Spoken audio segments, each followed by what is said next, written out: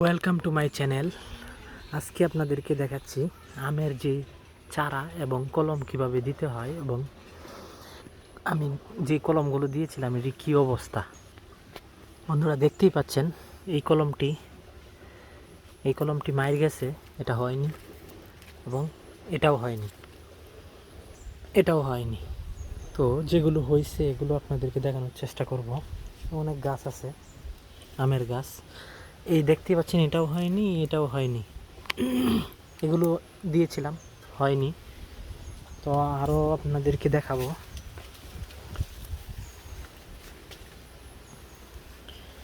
বন্ধুরা দেখতেই পাচ্ছেন এটা আবার হয়েছে, এই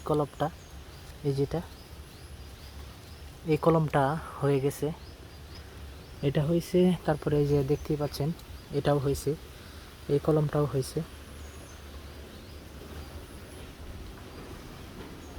দেখুন বন্ধুরা, কলমগুলো দেওয়ার পর অনেকগুলো মার গেছে, আবার হয়েছে। সঠিক নিয়মে যদি কলম দিতে পারেন তাহলে অবশ্যই সবগুলো হবে।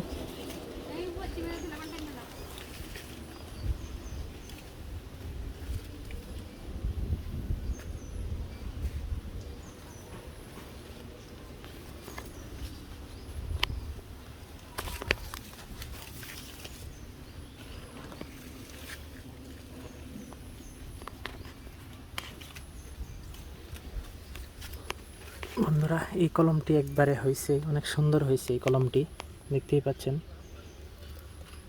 একেবারে কত সুন্দর। একটি ভালো জাতের আম গাছ লাগানো হয়েছে, কলম দেওয়া হয়েছে একটি ভালো জাত। আপনারা ওইভাবে কলম দিতে পারেন। কলম দেওয়ার ফলে আপনারা একটি ভালো জাত নির্ণয় করতে পারবেন। আরও একটি হয়েছে, এই যে বন্ধুরা দেখতেই পাচ্ছেন, এই যে আরেকটি কলম হয়েছে আমের ভালো জাত। এভাবে আপনারা চাইলে কলম দিতে পারেন।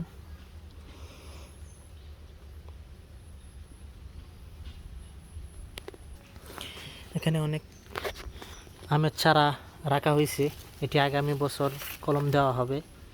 দেখতেই পাচ্ছেন অনেকগুলো চারা, আমের চারা।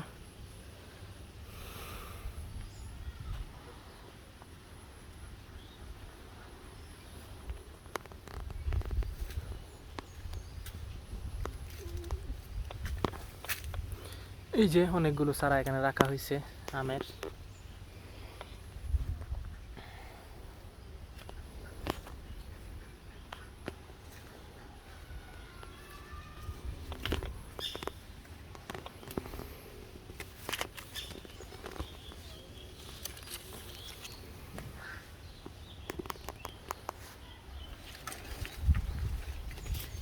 এদিকে মরিচ গাছ, পেঁপে গাছ, দেখতে পাচ্ছেন পেঁপে গাছ, আমের বাগান।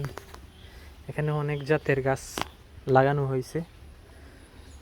তো আমরা এখান থেকে যে আমের চারাগুলো দেখতেছি এগুলোতে আগামী বছর কলম দিতে পারবো খুব সহজেই। দেখতেই পাচ্ছেন অনেক আমের চারা লাগানো হয়েছে। যেগুলো বর্তমানে দেওয়া হয়েছে হয়নি, মায়ের গেছে, এগুলো আগামী বছর দেওয়া যাবে আশা করছি।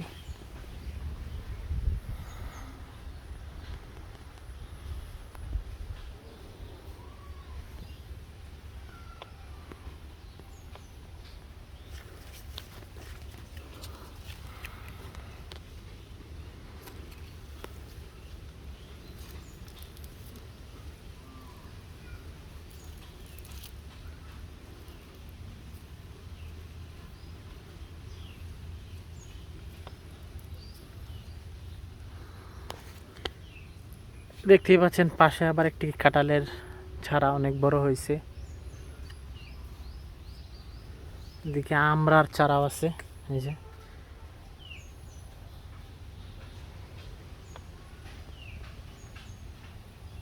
জামের চারা।